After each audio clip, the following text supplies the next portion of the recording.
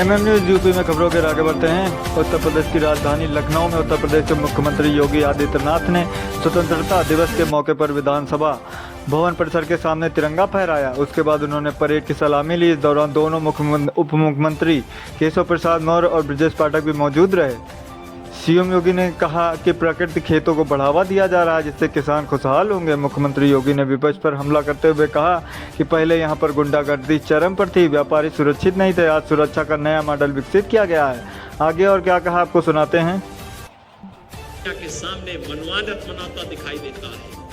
ये भारत के उत्तर प्रदेश की एक नई सामर्थ्य सामने आई है। आज उत्तर प्रदेश की ये युवा शक्ति उत्तर प्रदेश को देश की अग्रणी अर्थव्यवस्था के रूप में प्रस्तुत करते हुए दिखाई दे रहा है। ये वही उत्तर प्रदेश है।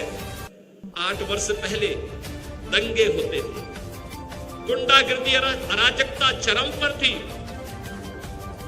न बेटी सुरक्षित थी, न व्यापारी सुरक्षित था। आम नागरिक असुरक्षित महसूस करता था। बहुत सारे जनपदों में, बहुत सारे कस्बों में सूर्य अस्त के साथ ही कर्फ्यू जैसा माहौल दिखाई देता था। लेकिन आज उत्तर प्रदेश सुरक्षा का एक नया मॉडल प्रस्तुत कर रहा है। न केवल सुरक्षा का मॉडल प्रस्तुत कर रहा है, बल्कि उत्तर प्रदेश ने देख लिया है कैसे दंगा मुक्त हो जाता है, कैसे सुशासन की नींव को सुदृढ़ किया जा सकता है, कैसे परसेप्शन को कर्मिक रूप से बदलने में सफलता प्राप्त की जा सकती है। आज उत्तर प्रदेश उस दिशा में तेजी के साथ आगे बढ़ा है। उत्तर प्रदेश के नौजवानों के लिए नौकरी और रोजगार की ढेर सारी संभावनाएं आगे बढ़ी है। पिछले 8 वर्ष के अंदर उत्तर प्रदेश ने 8.5 लाख नौजवानों को सरकारी नौकरी दी।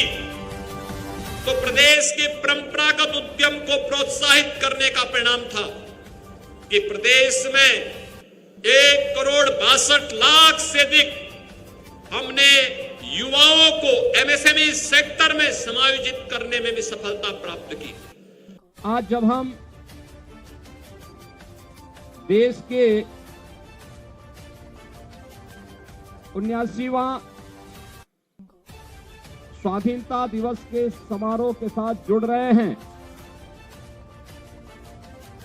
यह अवसर हम सबको इस बात का स्मरण कराता है कि स्वाधीनता या स्वतंत्रता एक स्वच्छंदता नहीं होती है।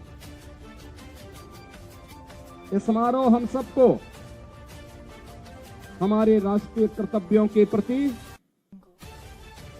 एहसास कराने का एक संकल्प हम सभी को प्रदान करता है। जब भारत के उत्तर प्रदेश के हर नागरिक के मन में अपने राष्ट्रीय कर्तव्यों के प्रति एक स्वर में, एक भाव के साथ अपने उत्तरदायित्वों के निर्वहन का इस संकल्प गूंजेगा, तो देश के यशस्वी प्रधानमंत्री जी के द्वारा